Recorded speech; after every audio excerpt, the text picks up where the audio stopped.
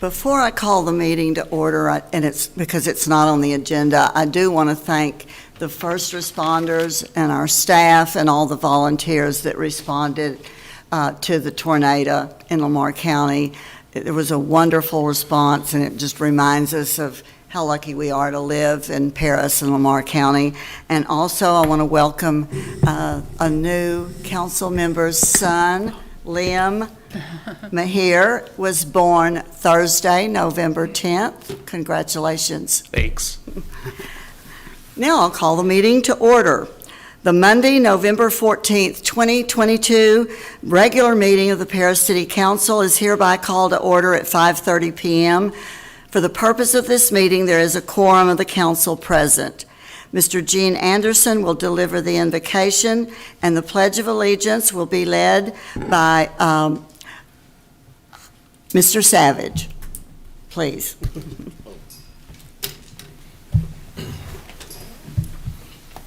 May we pray? Heavenly Father, we're thankful as always for all the things that you do for us, for your divine intervention. And we pray for our council members tonight that you would guide and direct them as they conduct the city business. Father, we thank you for your watch care. Father, we thank you for the rain that we've had over the last few weeks. And Father, I think we've had enough for a while. And so I do pray, Father, that you'd give us good weather and we might avoid hazardous weather like ice on the roads and things. And Father, we do thank you for watching over our citizens during this tornado activity. And we praise your name and we thank you for every good and perfect gift comes from you. We do pray these things in Jesus' name. Amen. Amen. Pledge allegiance to the flag of the United States of America and to the republic for which it stands, one nation, under God, indivisible, with liberty and justice for all. Please be seated. Number 4 is the Citizens Forum. Persons desiring to address the council must limit their presentation to no more than 2 minutes. Unless an item is posted on the agenda, the Texas Open Meetings Act prohibits the council from responding to any comments other than to refer the matter to a future agenda, to an existing policy, or to a staff person with specific factual information. Claims against the city, city council members, or employees, as well as individual personal appeals, are not appropriate for Citizens Forum. If necessary, the City Council may convene into executive session under Chapter 551 of the Texas Government Code regarding any item on this agenda. The public forum is now open. If there's anyone who wishes to address the council, please come forward and state your name and address for the record. Seeing none, the Citizens Forum is now closed. The items on the consent agenda are approved by a single action of the council, with such approval applicable to all items appearing on the consent agenda. A council member may request any item to be removed from the consent agenda and considered as a separate item. Does any member wish to remove an item from the agenda? If not, there's a motion to approve all items on the consent agenda, please. So moved. Thank you, Mr. Savage. Second? A motion and a second. All in favor, please say aye. Aye. Those opposed, say no. Consent agenda is approved. Item number 13, discuss and act on an agreement with Thale Construction Company, Inc. in the amount of $62,852,642 for Phase 1 construction of the wastewater treatment plant project and authorize the city manager to execute all necessary documents. Mr. Harris? Mayor, City Council, at the October 24th meeting, you unanimously approved awarding the low bid for construction of the wastewater treatment plant project to Thale Construction Incorporated. You might consider this a housekeeping item, and we are here tonight to request that you authorize Grayson to sign those contract documents. Thank you. All right, any discussion or questions? All right, I will hear a motion. I move that we authorize the city manager to sign the agreement with Thale Construction Company Incorporated. Thank you. And a second. Second. Thank you. All those in favor, please say aye. Aye. Those opposed, say no. All motion carries 6-0. Thank you. Thank you, Mr. Harris. Item number 14, discuss, conduct a public hearing, and act on an ordinance regarding the petition for a minor master thoroughfare plan amendment, temporarily removing the entire segment of the proposed major arterial roadway between Farm to Market 195 and Lamar Avenue. Mr. Mack. Thank you, Mayor and members of council. I have an item before you this evening. Your last meeting, we had tabled action items until this meeting. Those are the subsequent items following this, which was brought forward as a part of the discussion with the Planning and Zoning Commission. And based upon city staff recommendation, the line that you see before you on the screen right now represents a plan as a part of our comprehensive plan, updated and adopted in 2018, establishing this as a major arterial roadway. Since that time, we have developed actually, this plan has been roughly in its same shape or form for about 30 years, but we have developed in this portion of the city to the extent that you see as of today versus 30 years ago. We have a lot of development that's occurred in the way. There wasn't a whole lot of detailed research given to this. As a result, we are recommending that you adopt what we are terming the delete all amendment, thereby removing this segment of the master thoroughfare plan from FM 195 down to the Trunk Highway 82 or Lamar Avenue, thereby giving staff and the Planning Commission and likely the Traffic Commission time to further study this and bring forward some changes. So we are recommending at this time that the council approve both by staff and P&Z recommendation this delete all amendment from this location. Also, we're working on review of the route, and we had actually a very good discussion on that today. We will continue to move that discussion forward with the commissions and bring something back to the council in the future. As a result, the two subsequent items on the agenda will need to be, well, we can review this again as soon as we get to that, but assuming you follow the P&Z and staff recommendation, then we can address the subsequent items at that time.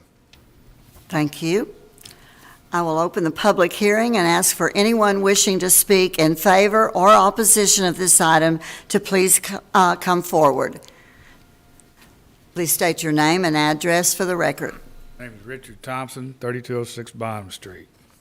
I'm just here tonight not against anything about this. I'm just giving you a little facts and history on this. As he mentioned, it was been 30 years. If you noticed, a few years ago I tried to purchase some land in here. And there's a reason why there's not, if you look at this little map, which we really need to see the entire thing, so you see where it ties into 271. I asked about that. Can you bring that up? The map, the whole map, or larger, show the council the whole thing? Thank you. The reason I'm saying this is in the past, when we came before the city or the council for any of this, it wasn't even thought of because it was part of the thoroughfare plan. So you'll notice there's not a lot of buildings done in that area. It hasn't been developed. There's a reason why the city wouldn't allow you. So hang on a second.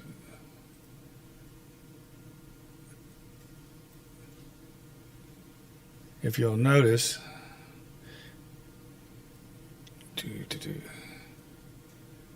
he's getting there.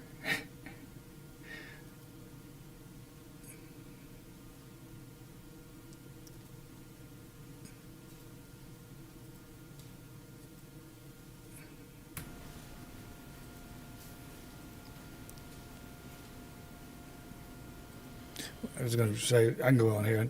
Where it ties into 271 is what I was going to say is TxDOT's fixing to have a meeting on, they're going to work on 271.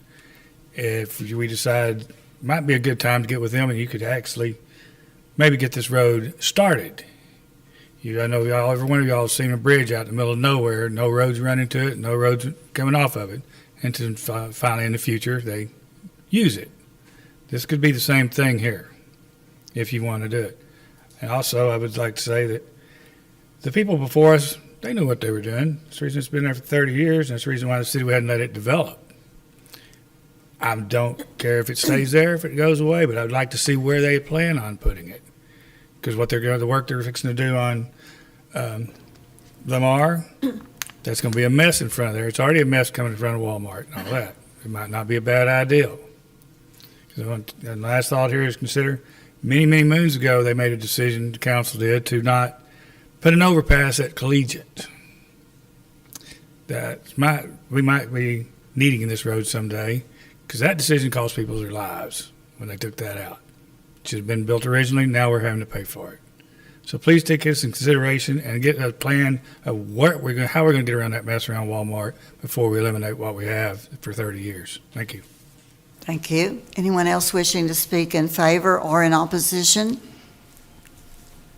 Hi, good evening. My name is Steve Walker. I'm here on behalf of my clients, Terry and Sandra Fitzgerald. They're also my in-laws. And we have been going through this process with planning and zoning. This roadway basically was not made aware of to most of the property owners out in that area.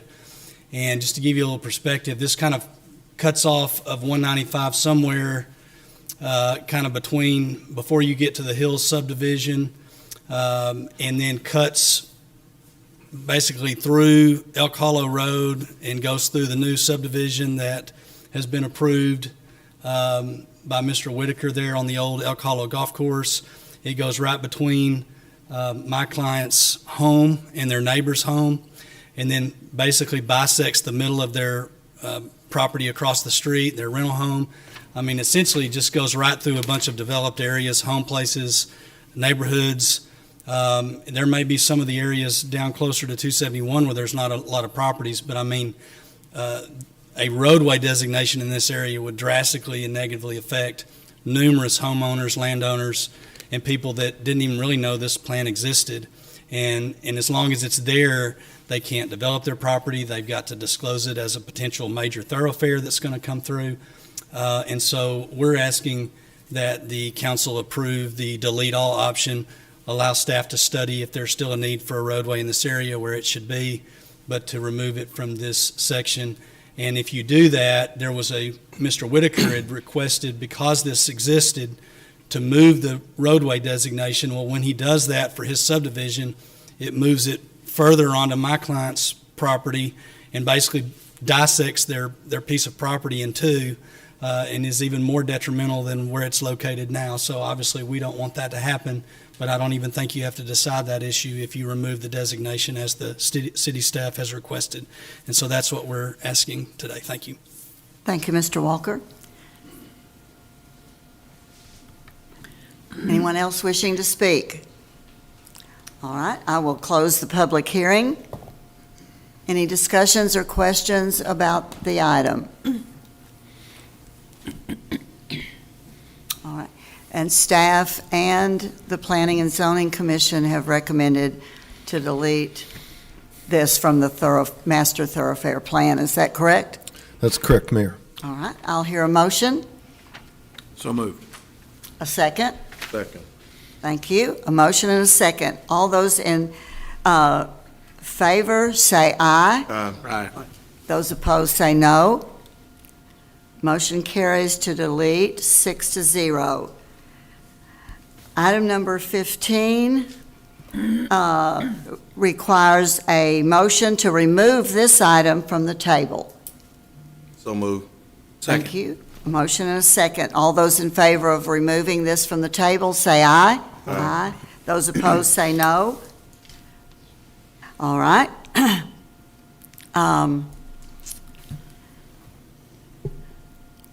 It's to discuss, continue the public hearing, and act on the petition of the City of Paris for a minor master thoroughfare plan amendment altering part of the proposed minor arterial roadway section A3 on LCAD parcel 50218 Askin Survey A7, Tract 8, located at 2330 Northeast 36th Street. Staff, you have a presentation? Thank you, Mayor, members of council. Based on your prior action, we are recommending denial of this request. All right. I will open a public hearing, continue the public hearing. Is there anyone wishing to speak in favor or opposition of this item? Please come forward now. Seeing no one, I will close the public hearing. Any discussion or questions of Mr. Mack? All right, I will hear a motion on, I move that we deny these changes. Second. all right, a motion and a second. All those in favor of denying, please say aye. Aye. Aye. Opposed, say no. Motion carries, motion fails 6-0. The motion to deny passed. Okay, thank you. Motion carries to deny. Item number 16, discuss, continue the public hearing, and act on the petition of Ryan Whitaker for a minor master thoroughfare plan amendment altering part of the proposed minor arterial roadway section A through 3 on LCAD parcel 5021 in the city of Paris, block 317, lot PT10, A7 Askin Survey, located in the 2300 block of Northeast 36th Street. And I need a motion to remove this item So from the moved. table. So moved. And a second, please. Second. All those in favor, please say aye. Aye. Those opposed, say no. All right. Mr. Mack, you have a presentation, please. Again, based on the prior action for the delete all amendment, we are recommending denial of the request. Thank you. The public hearing is continued from our last meeting. If there's anyone wishing to speak in favor or opposition of this item, please come forward now. Seeing none, I will close the public hearing. Is there any discussion or questions? All right, I will hear a motion. Move to deny. And a second. A motion and a second to deny. Please say aye. Aye. Those opposed say no. Motion carries to deny. Item number 17, discuss, conduct a public hearing and act on an ordinance considering the petition of Brian Wintermute on behalf of Evan Butler for a comprehensive plan amendment from low-density residential, LDR, to high-density residential, HDR, in the city of Paris, block 317, lot PT of 5, A208 Crow Survey, located at 4065 Pine Mill Road, LCAD 126663. Mr. Mack. Thank you, Mayor, members of council. The subject property in question, you see in this location, there's currently a single-family structure here. The applicant has provided us with a survey of the property, plus or minus 3 acres, is located in, actually, yeah, it's part of a larger survey, but anyway, this is the subject property. We are considering two actions here. First of all is the amendment to the comprehensive plan, setting the stage, so to speak, for a zoning action to be consistent with the plan, which is the procedure we have implemented and we are consistently applying each and every time a rezoning application that comes before both the Planning and Zoning Commission as well as this body.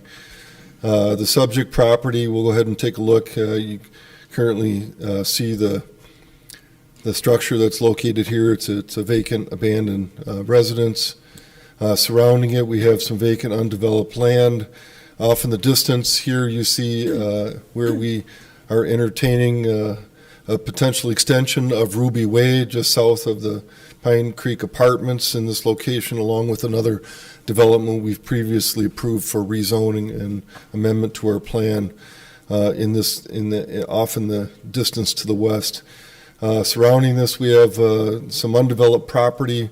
There is a gravel pit operation that occurs just to the north. We see the equipment there. Around the site here, further looking northeast, we've got commercial and light industrial, general commercial type operations. Further to the southeast, we've got townhomes, rental townhomes. And due south, of course, is the traffic coming up Pine Mill through this sharp curve intersection. And just to the south of the site, we have the fire and EMS station. So the recommendation from staff and the Planning and Zoning Commission is for approval of the change to the future land use map in support of the zoning application that will follow on the subsequent agenda items. We did have some discussion at the Planning and Zoning Commission with some concerns from some neighbors in the immediate vicinity. Roughly to the south of the fire station, they were within the 200-foot notification. So just to make you aware of that, but again, the Planning and Zoning Commission, as well as the staff, are in support of this change to the land use plan, and also have had the opportunity to make a statement that there is plans for the future extension of this roadway that would navigate roughly through about this location on the site. And I'll be happy to answer any questions you have. Is that road going to be built by the city or privately? As would be most development in this situation, the current roadway at Ruby Way is a residential street. It's not a bigger thoroughfare, collector, or arterial roadway. So those roadways would be built by the developer when the land is developed, and then the proper connections and extensions would be addressed through the subdivision and platting process, which would be a subsequent applications that come before both the P&Z as well as the council. Okay. I'll open the public hearing and ask for anyone wishing to speak in favor or opposition of this item. Please come forward and state your name and address, please. My name is Michael Covington. I live on 705 40th Northeast. And we are in opposition of the multifamily. If it was single family, we wouldn't have any problem with it. But we don't want any more multifamily in that area over behind us. And I've got signatures of everybody that was notified by the city of Paris, except for two. One, she just got admitted to the nursing home, it's my understanding. And the other one, he works two jobs, so I couldn't get a hold of him. And as far as the Ruby Way, it's going to put more traffic on Pine Mill. And I've already been almost rear-ended several times trying to get into the road going to my house, once by city dump truck.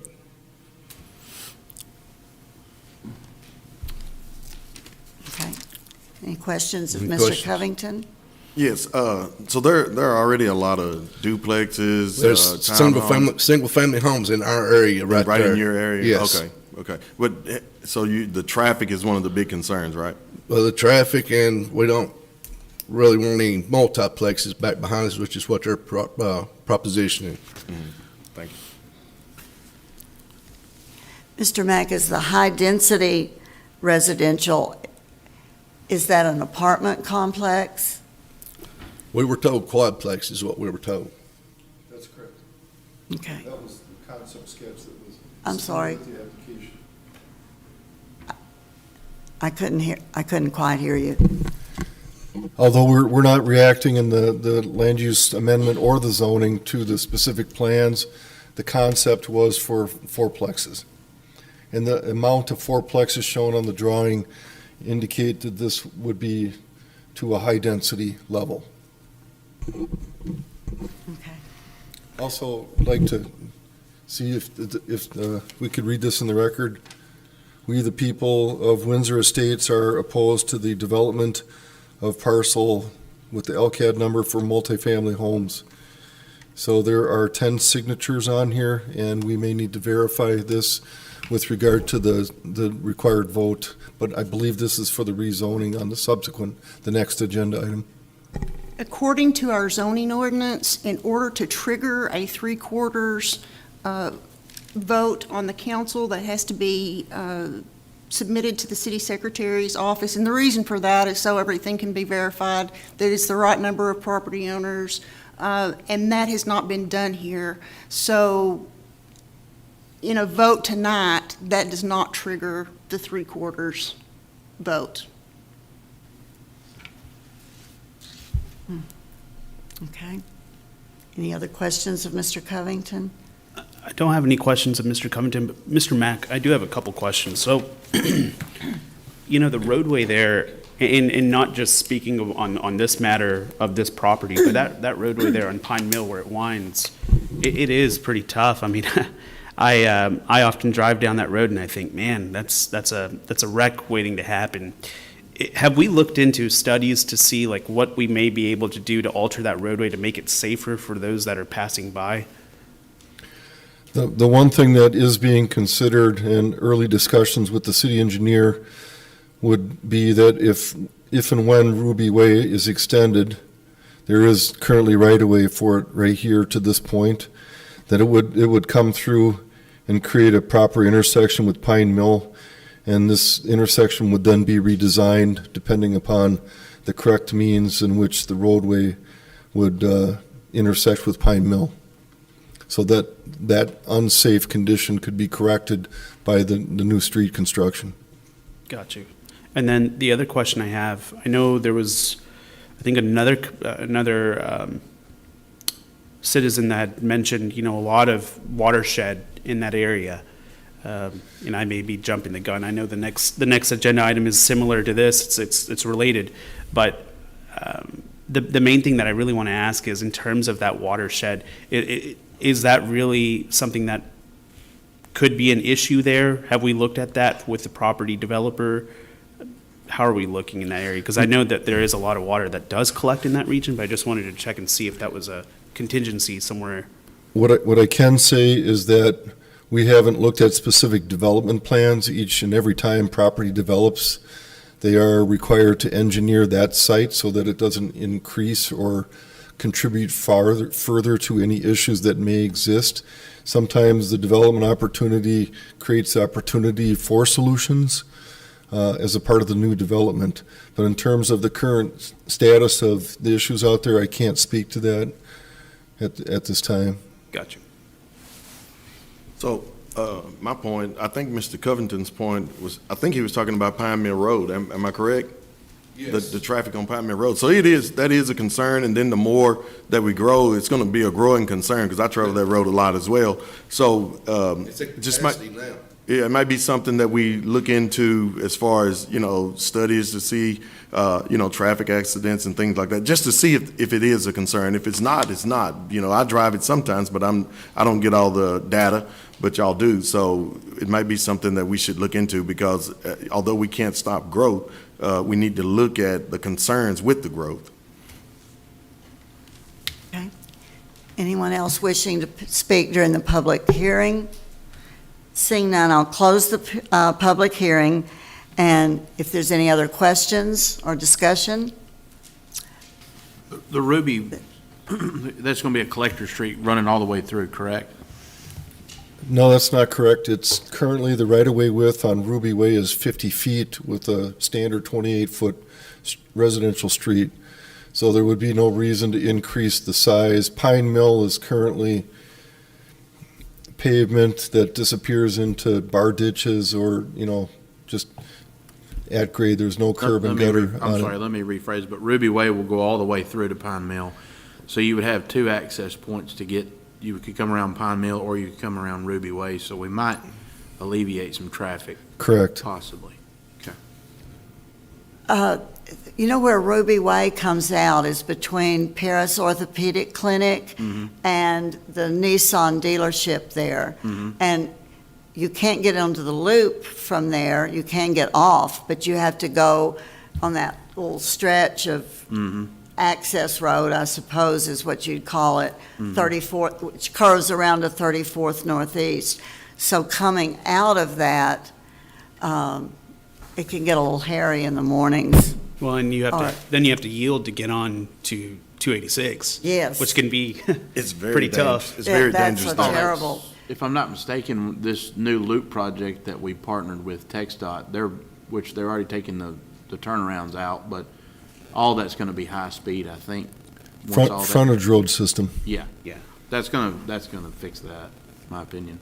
They're going to do away with that concrete that's between 34th and the loop. I think the whole loop's gonna be high speed once they get, that portion of the loop will be high speed, if I'm not mistaken. With the frontage road system, so Yeah. it'll allow the local traffic to access the frontage road while the loop traffic remains in its own travel lanes, separated from the frontage road. Yeah. Much safer improvement, which is why this is one of their first high priority areas for the project. Okay.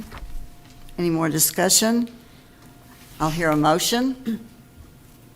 Make a motion to approve item 17 as written.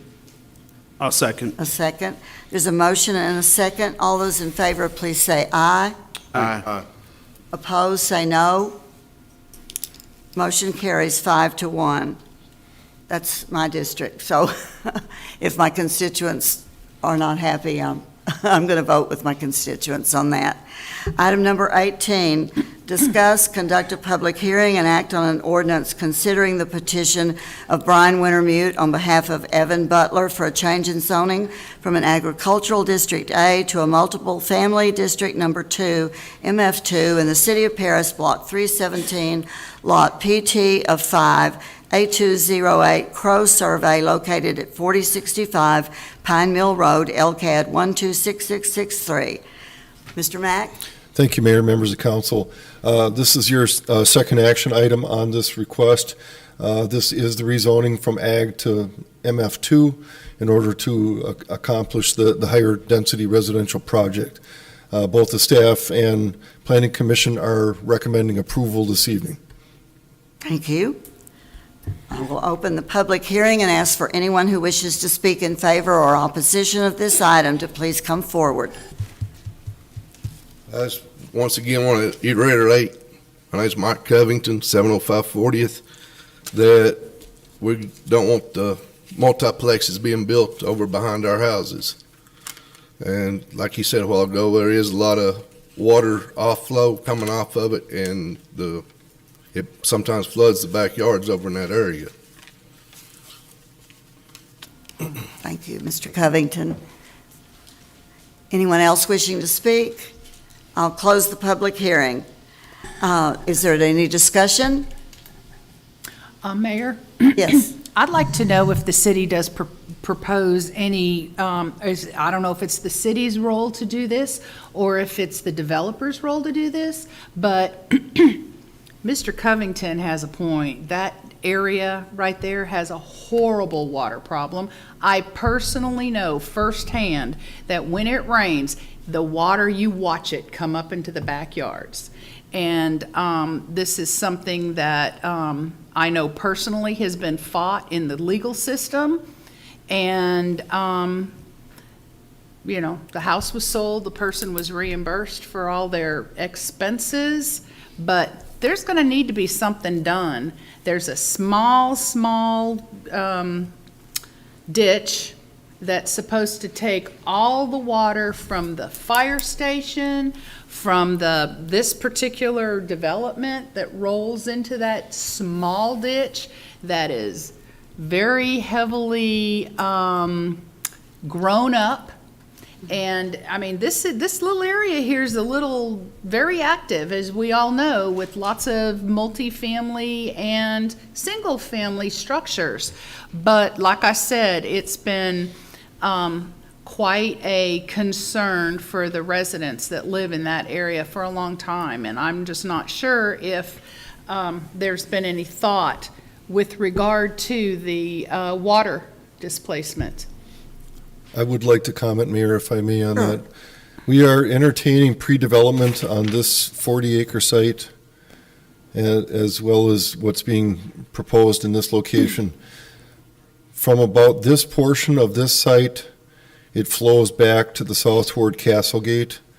There is no doubt in my mind that when we entertain this development of It's currently zoned for duplex, but my understanding is that they're looking at single-family, possibly duplex in here.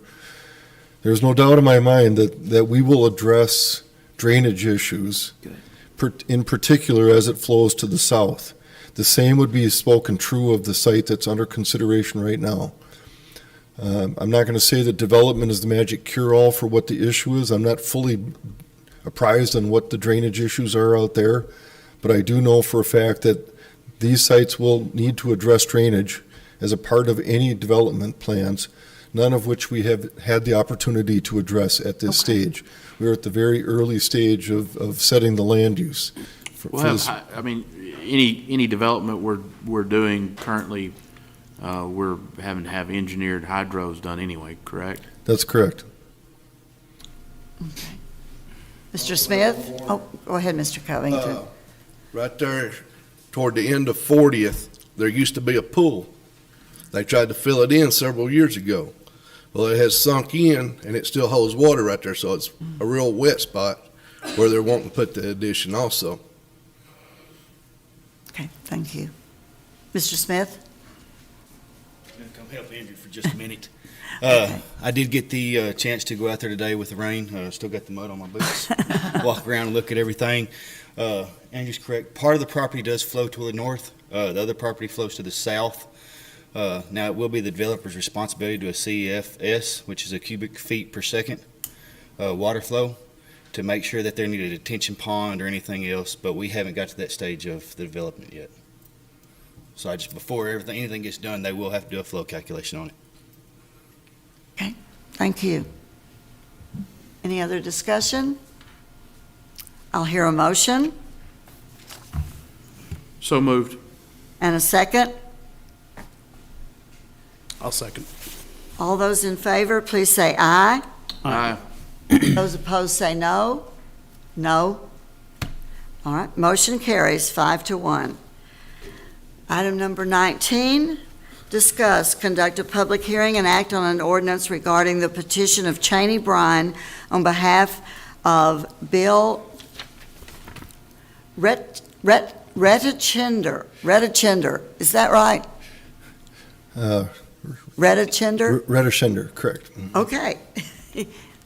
For a comprehensive plan amendment from low-density residential, LDR, to medium-density residential, MDR, in the City of Paris, Block 112-C, Lot 7 and 8A, located at 578 Southeast 15th Street, LCAD 15790. Mr. Mack? Thank you, Mayor, members of council. This evening, you have a recommendation coming to you from the staff and the Planning and Zoning Commission for approval of this amendment to the comprehensive plan. Again, it's setting the stage for the rezoning action that will follow.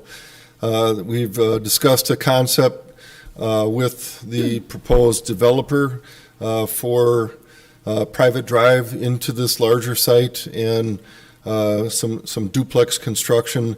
This will be 5-5 eligible, and they've indicated interest in executing a 5-5 agreement. Go ahead and take a look at the site. You'll see it's currently undeveloped. It did house a structure here that was demolished. The foundation is still in place for it. Again, the site kind of circles back around behind the structures along 15th, and there's a large area back in here that's basically an undeveloped area that's mowed and maintained by the current property owner. Along the street, we have basically duplexes constructed here. Nice-looking structures that make for decent and affordable housing for the individuals that are residing here. The street, as you can see, is unimproved with curb and gutter. We do have utilities available in the area, and we believe that this will make a worthy infill project, and we believe that the consideration for upgrade from the low-density residential to a medium-density residential makes sense in this location, and are recommending your approval this evening. All right, thank you. I'll open the public hearing and ask for anyone wishing to speak in favor or in opposition of this item to please come forward. Seeing none, I will close the public hearing. Is there any discussion or questions of Mr. Mack? I have a question. Where the red star is, that's where Mr. Bryan wants to build. And there's no street through there. That's correct. How are they going to access? I think you touched on this, but can you show us exactly if he's going to develop a street? They would roughly bring a driveway in somewhere in this vicinity, and it would come in and circle back into the rear area here where they would, at least this is what they described at the hearing at the P&Z, they would create a hammerhead, a turnaround, and of some sort, and then provide access to the individual residences on a private roadway. And how wide will that street be? Would need to meet fire lane requirements of 24 feet in width, plus increased dimensions at the turning, any points of radius for turning. So first responders would have room to get in there. Absolutely. Essentially, they will be seeing people's backyards. Depends on which way the houses are situated. Some of the ones further north, in my discussions with Mr. Bryan initially was, and his partner, that they may face to the south. And I think, yeah, Katie's here, so if you want some more input. You can help me out here. Yeah, absolutely. Sorry about that. Okay, so. I'll open the public hearing. Hi, Katie Elliott. My address is 344 County Road 43360 here in Paris. And what Mr. Mack said was correct. So it would be an entrance coming in, and then the property is kind of an L shape. So it would curve in, go along, up to this area, a hammerhead here, and then you could come back out. It's hard to tell here, but this is along the back side of this, and this side, and over here, it's all trees. And so the plan is to try to keep as much of that as possible, just to create privacy between all of the properties. All of this is the housing authority along here, and they have really large backyard spaces in between there and the tree line. So we would try to leave as much of that as possible for privacy.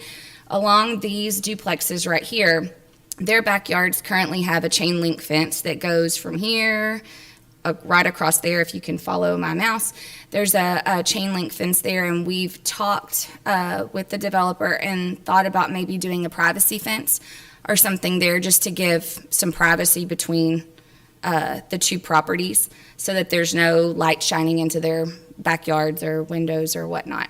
So that's the plan right now. And then none of the structures would face the street. This is 15th Street here.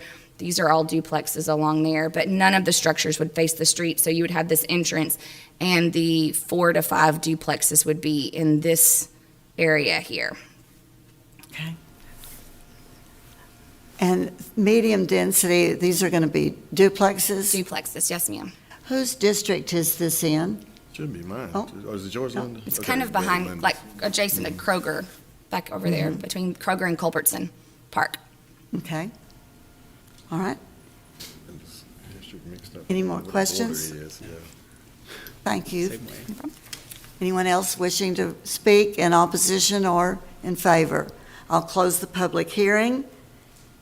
Any discussion? I'll hear a motion.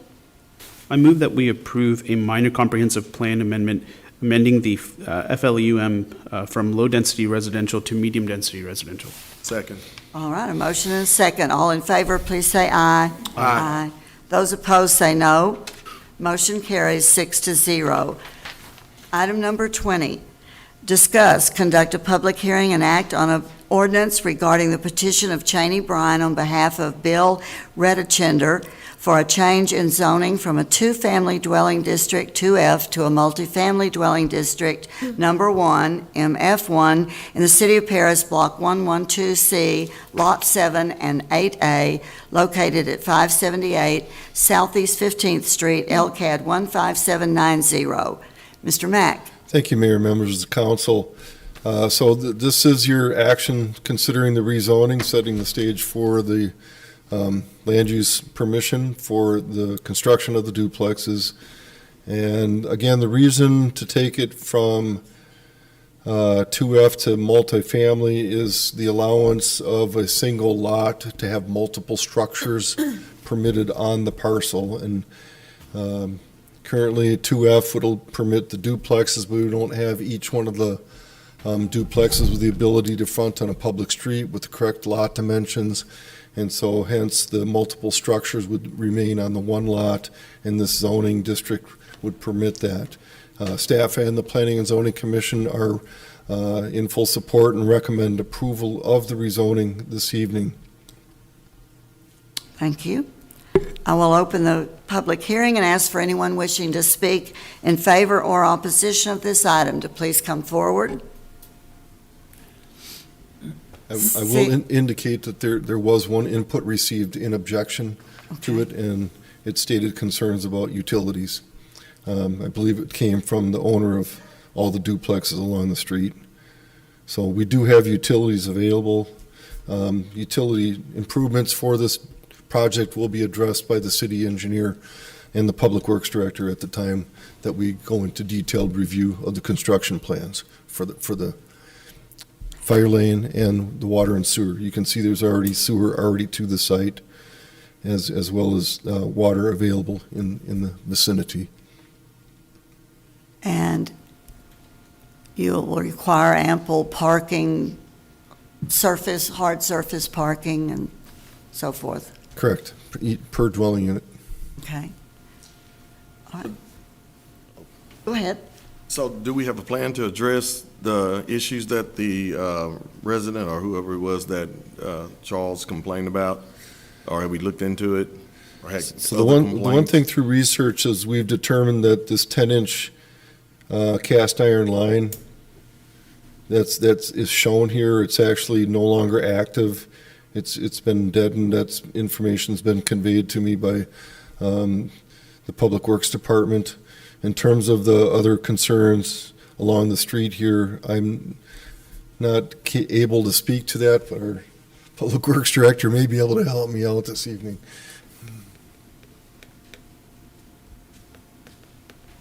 Good evening. Along 15th, we have a 2-inch cast iron.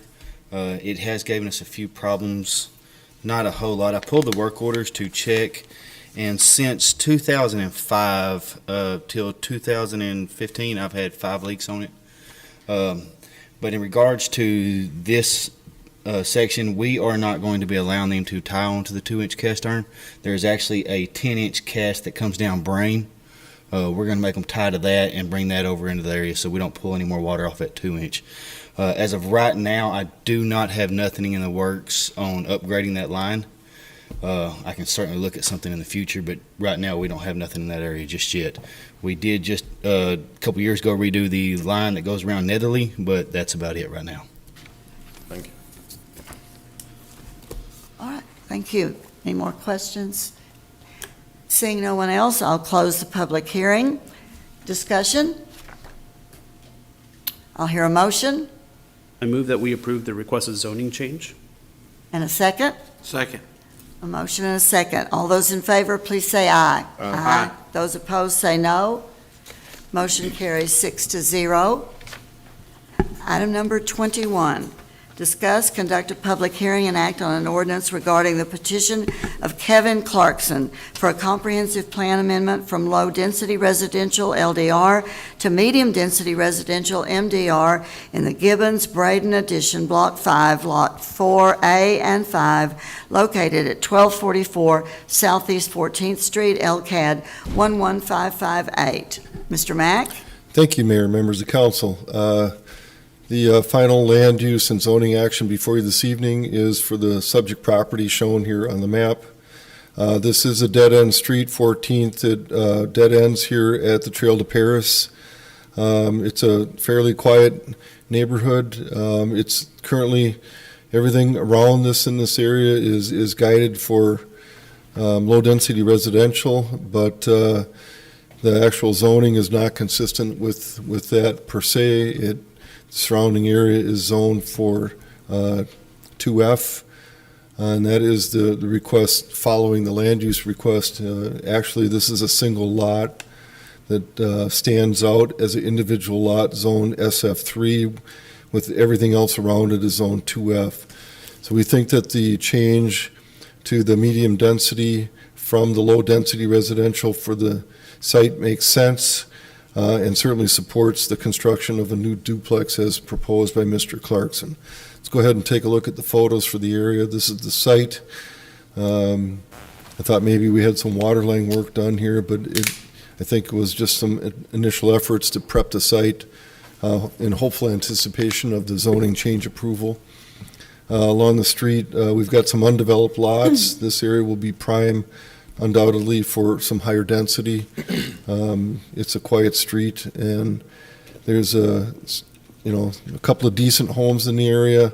Currently, we have one home that's on the orders right now for demolition, so this will be gone, and we've got just the one additional house that's here just south of the subject property. So with that, staff as well as the Planning Commission are recommending the approval of the change in the land use amendment from low-density residential to medium-density residential. Okay.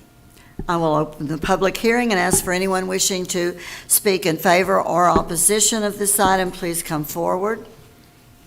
Seeing none, I will close the public hearing. Any discussion, council?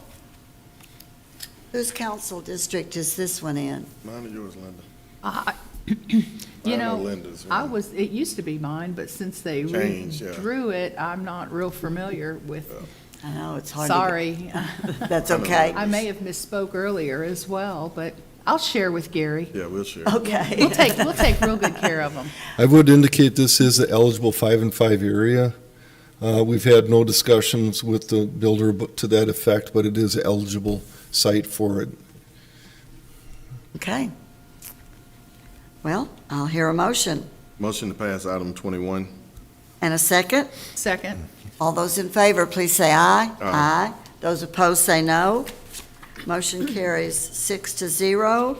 Item number 22, discuss, conduct a public hearing and act on an ordinance regarding the petition of Kevin Clarkson for a change in zoning from a one-family dwelling district number 3 to a two-family dwelling district in the Gibbons Braden Addition, Block 5, Lot 4A and 5, located at 1244 Southeast 14th Street, LCAD 11558.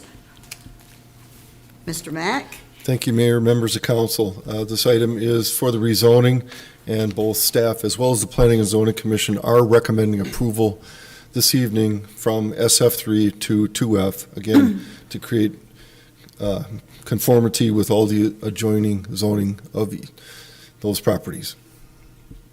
Okay. I'll now open the public hearing.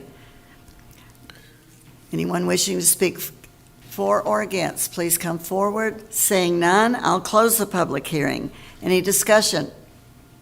I'll hear a motion So move. and a second.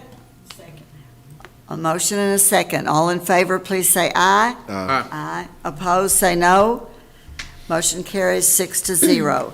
Item number 23, discuss and act on an ordinance canvassing the returns for the special citywide election held November 8th, 2022, for amendments to the city charter of the City of Paris and declaring the results of said election. Staff? Okay, on November the 8th, an election was conducted to consider 26 amendments to the charter. Of the 26 amendments, 25 were approved by the voters. State law requires a canvass of the election by the governing body, so we're asking that you approve an ordinance canvassing the election tonight. Thank you. Any discussion or questions? I'll hear a motion. I move that we approve the ordinance canvassing the returns for the special charter election as requested by state law. All right, a second? Second. All those in favor, please say aye. Aye. Opposed, say no. Motion carries 6-0.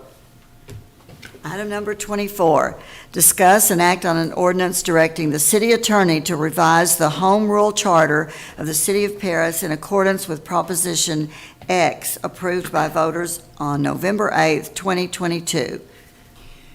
This is our second item on the election. Proposition X, if passed, provides that Section 151 of the charter will be revised and says that the council shall by ordinance authorize the city attorney to edit this charter for the following purposes: to renumber and rearrange all articles, sections, and subsections therein or amendments thereto, to eliminate gender-specific references from various provisions therein and to substitute gender-neutral terms as deemed appropriate, and to eliminate from various provisions therein all references to specific state statutes as appropriate.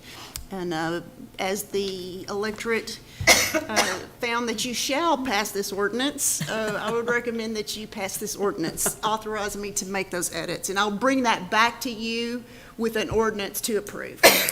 Thank you, Ms. Harris. Any questions? I have one question. What, we have to, Section 151 has to, language has to be interpreted with regard to gender. What, and if you read the other revisions, the other amendments that were on the ballot, they took language that said he, for instance, and used he and she. I got you. All right. Any other questions? I'll hear a motion. So moved. And a second? Second. Thank you. All those in favor, please say aye. Aye. Those opposed, say no. Motion carries 6-0. Item number 25, discuss and approve the resolution appointing Todd Middage as the city engineer. All right, I'll start this one here real quick. It's my pleasure to present to you Todd Mitge tonight. As you know, our city engineer position has been vacant since October of 2020, 2 years. It therefore became our task to seek out a candidate to fill that position. We have worked with Hayter Engineering as our interim. Hayter has done an outstanding job with the city of Paris. I commend them for the work they've done. But we are very pleased tonight to bring to you Todd Mitge as our full-time position to fill the position. He is he's currently working for the city of Germantown, Tennessee, so he'll be transitioning from Tennessee to Texas. He has experience with the state of Washington DOT as well as the Muckleshoot Indian tribe and others as well. He's a certified professional engineer in both Washington and Tennessee, and he'll be transitioned to Texas once you approve tonight. Rob, Sandy, and I interviewed him. We're very, very impressed with his character, with his background, with his characteristics, and with his experience. And it's my pleasure to present to you Mr. Mitge tonight as our choice for city engineer for your appointment. And he is here tonight to answer any questions you may have. Sorry I butchered your name, but we're glad to have you and some of your family here. Yes, indeed. It's my honor, Madam Mayor, honorable members of council. Any questions you have regarding myself, my background, my son Emmett, I'd be happy to talk with you all about today. Well, what part of Tennessee are you in now? In Germantown, Tennessee, which is right next to Memphis. Gotcha. Perfect. In fact, I brought some samples of Memphis barbecue sauce for y'all if you want to take some home. Hey. When would be the effective date if approved? The plan right now, they'll be transitioning from Tennessee, so he has to give notice to his current employer and then a time transition. So we're planning on him early January. Awesome. For a start date. Nice. Great. Well, Mr. Path has a stellar record of very good hires that he's made in his 2.5 years here, so I don't see any reason why you would be any exception to that. So I got a question. So is this job description, is it any different than the engineer's job descriptions in the past? This one, we did update it some. In fact, we're going to update it a little further. As I said in my memo, when we wrote this 2 years ago, when we edited it 2 years ago, we had the airport airport under the engineer. We're reconsidering that because a lot of things have changed since then. And but one big difference here is when our last engineer, that position was actually overseeing both engineering and what Andrew Mack is doing as Director of Planning and Community Development. So we separated those two positions out. And so we then began seeking a Director of Planning and Community Development and a city engineer. We thankfully found Mr. Mack early on, doing great work for us since then, as we saw tonight. And then it took us a while to find the engineer. So we basically divided the duties out from what our predecessor had. Thank you. Any other comments or questions? All right. I'll hear a motion So moved. and a second. Second. All those in favor say aye. Aye. Those opposed say no. Motion carries 6-0, and welcome to Paris. Thank you very much.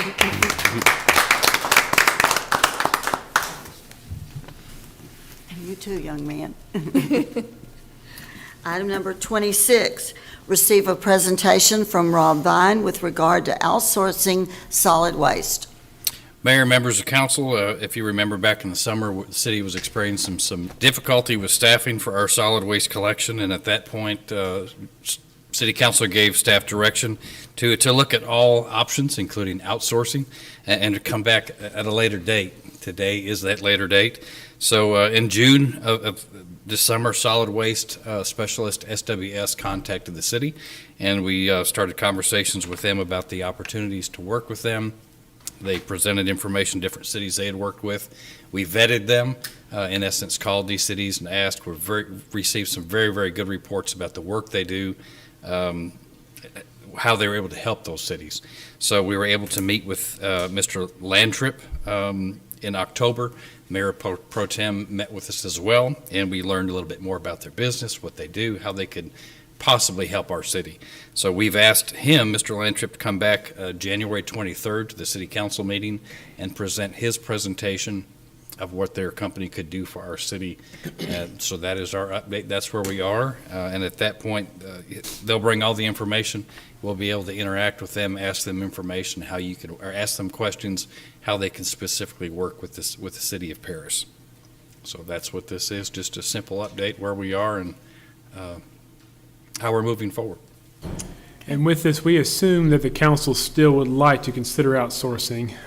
I see one thumbs up, and so, yeah, so we, if you were to determine otherwise, we would cancel that and continue as is, but unless we hear otherwise tonight, we will bring them back in January, so you can at least hear a presentation and decide at that time whether you do wish to outsource or not. So you don't have to decide tonight to outsource. You wait till then, but if there's outsourcing is no longer an option, then we'd like to hear that tonight if possible. I would very much like to continue the exploration of this. And not to jump ahead of the gun here, but obviously, utility cost is rising, and so I would love to understand a little bit more of how much that cost would be if we were to go off that plan, because that's something pretty intense to look at, and especially if people hate that. Hey, we've gone from 2 to 1. And looking at the price range there compared to what we would go to in the future. So I just want to make sure everything's kind of on the table, that we understand what we're looking at and go from there. Absolutely. Would we go out for bids and different companies could bid on? Yes, ma'am. They would help us. Actually, they would take care of the whole RFP process from start to finish. Right. With our input. I know in part of the bid could be that whatever they bid, the winning bid could not be raised rates for 2 years or something. I mean, we'd have a little bit of control over it that way. I was going to ask you, what's the normal contract length on a sanitation contract with the city? Is that a 24-month deal or a 60 or? I have seen longer than that. This is not a process you want to go through every couple of years. It is a major undertaking for the entire community. It's Yeah, so I've seen more like 5 to 10 years or longer. But with that, we will learn more about that from Mr. Landtrip, and he will advise us of what we may need to do in order to entice a good contractor into town. I'm curious about the sanitation department. If we did outsource it, what would happen to our employees? Would they just be reassigned a different place in the city, or? I think there would be an opportunity, and we've talked about this, there would be definitely an opportunity to absorb them in other areas within Public Works. Several of the other departments are short-staffed, so there would be an opportunity to make that move. Yeah, we would not let go anyone. There's about 9 employees, positions. Obviously, they can go with the company. That could be an option, or they can stay with us. And we currently have need for other positions. So, but those are all things we have to iron out and figure out if we go that process.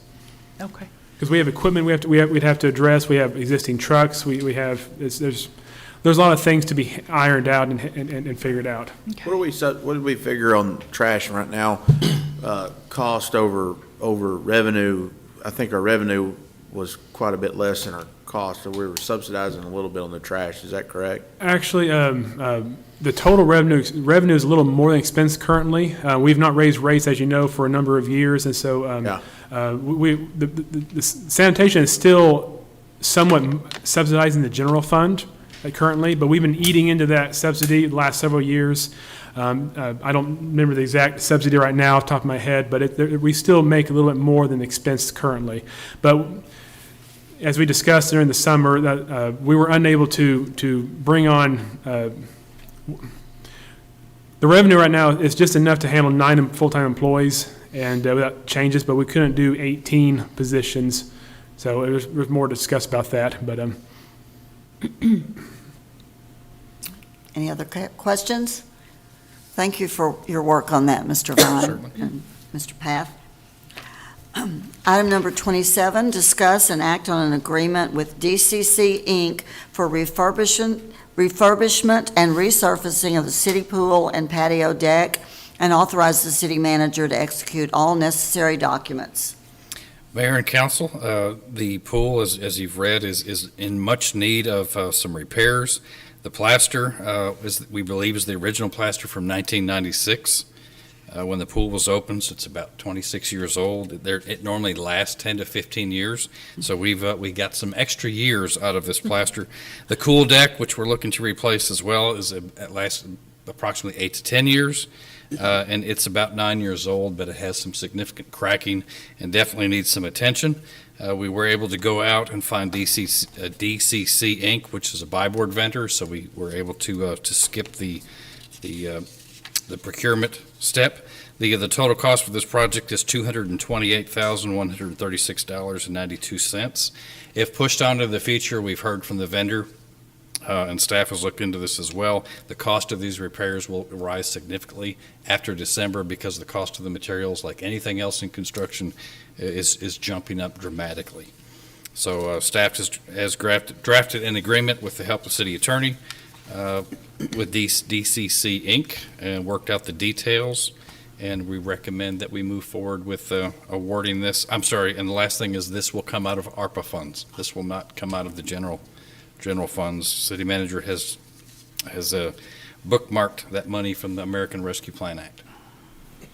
And we're recommending that the agreement be given to the company, the DCC, and the city manager be authorized to sign.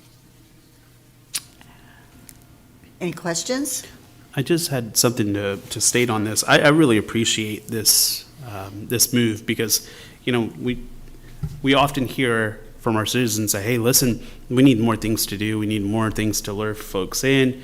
And as we see the rise in the need of housing and more attractions to our community, this is huge. So I really do appreciate this narrative being pushed to get this pool up and ready for the future. When would be the anticipated date of completion if this were executed? It would be before opening in May of next year. Okay, that's right. Okay. A lot of that would be determined on the weather as well. Boy, that's pretty ambitious. Yes.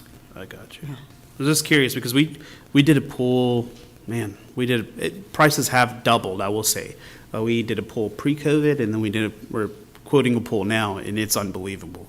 So this is definitely one of those things that I would not kick the bucket down the road, but I'm fully in favor of this agenda item. We almost lost a swim meet last summer because some of the equipment was down, and those swim meets, they put heads in beds. All right. I'll hear a motion. I move that we approve the authorization of the agreement with DCC Inc. For the refurbishment and resurfacing of the city pool and the patio deck for $228,136.92. Thank you. And a second? Second. A motion and a second. All those in favor, please say aye. Aye. Those opposed, say no. Motion carries 6-0. Thank you, Mr. Vine. Item number 28, discuss and act on a lease agreement for the Event Center between the City of Paris and Samantha Hughes, and authorize the city manager to execute all necessary documents. Mr. Path? Mayor, members of the council, as you recall, a little history here. The city approved a lease agreement with Samantha Hughes, representing Supreme Mall Incorporated back in July of 2019. The terms of that lease were rent for $1,200 per month, 3 years, which ended July 31st, 2022. We did do an auto renewal for that.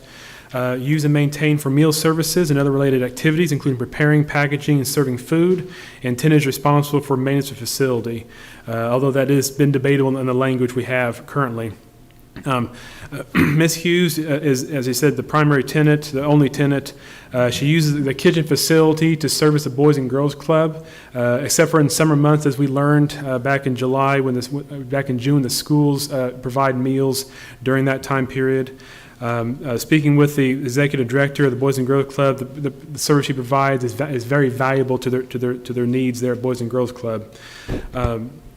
Back in June of this last year, the council agreed to waive Ms. Hughes' rent through the summer due to the Boys and Girls Club receiving a meal from the schools. The way their ultimate funding comes through, it says they only can receive food from one source per day, not two sources, and so she was forced to bow out so the schools can continue that. So the city council did authorize a waiver of her rent during the summer months. And also in the same time, the discussion was held about renegotiating the lease and in order to give her more access to the entire building. There have been some discussions, probably some misunderstandings in the past about whether she could or could not use the entire building. The lease itself currently is a little bit confusing on that. And so we've had a lot of discussions with that. And so the city council asked us to negotiate or renegotiate the lease or write a new lease with that. So with that, as of today, since that time, Ms. Hughes and I and the staff worked together to re-examine that. Ms. Hughes, she initially gave us what we would call in the building code as assembly type uses. She was looking at adult training classes, educational programs, youth activities. Again, that falls under the assembly type usage for our building, which under our building codes. Now, with that, we went into an investigation of the building's code status. We found that in order to bring the building to an assembly type usage compliancy, someone, whether it's us or Ms. Hughes, would have to spend over $100,000 in fire suppression, fire alarm systems, and ADA parking upgrades. And so there'd be a considerable expense to someone, if not both parties, to bring the building up so that she can actually use it for those uses. Now, along the way, we also determined that there are numerous minor maintenance items that we need to do for the building, electrical items, HVAC repairs, some upgrades to the restrooms.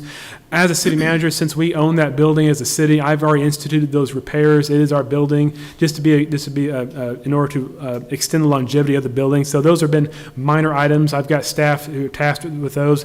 We've already repaired the HVAC system, the electrical system. When we have contractors lined up for the plumbing, the restroom upgrades, and then we're also, because of lots of vandalism in the parking lot, we continue to have glass doors broken out as people do donuts in the parking lot. So I'm tired of that, so I'm putting metal doors in the building. And so we've replaced those doors several times since I've been here.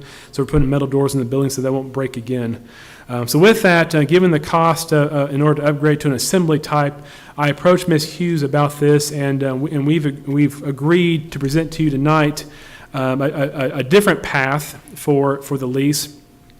Basically, in a nutshell, instead of utilizing the entire building, we would be leasing out parts of the building. She would continue to use the kitchen, of course. That's her primary need for the building, was the kitchen. That's what she needs for her state funding, was that type of level of kitchen. She would also be allowed to use the office, as well as the northwest restrooms. We chose those ones because they're smaller and they're cheaper to upgrade. So we're using those, as well as of course, the utility closets as well. The rest of the building would no longer be under the lease. It'd fall back to us. Looking at this, we did approach a local realtor to find out a market value for the building itself. What does a building like this go for in the market? This realtor gave us back a monthly rent of $6,500 to $8,900 per month. It's the going rate for a building of this size and type in the city. So with that, I just did some quick math, just did some ratios, and given the entire square footage of the building versus what she'd be leasing out, I did a ratio of that, and so we came to an agreement on $800 per month rent, which, again, she's only renting part of the building, not the entire building at this point.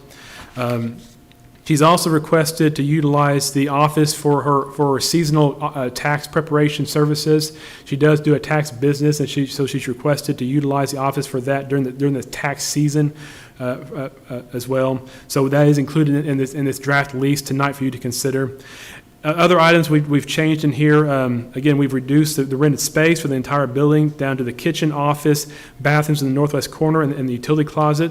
The city will take on maintenance of the building and parking lot. The lease will be extended to 2025 with options to 2027. We will issue a conditional CO, which limits the occupancy to 10 people or fewer.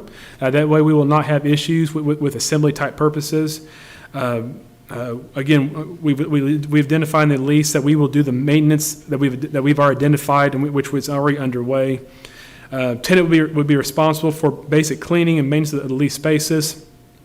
Tenant shall operate a food preparation service with a kitchen, and it'll be allowed to operate a tax service.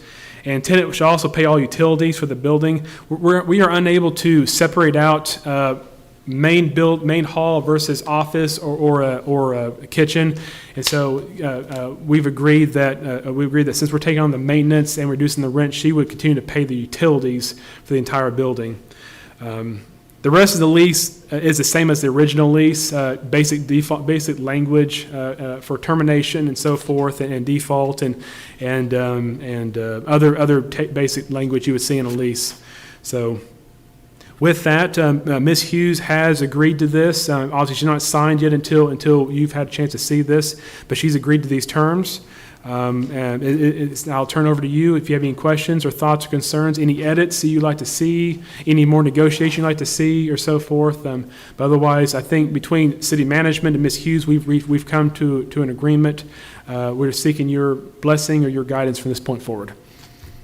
Questions of Mr. Path?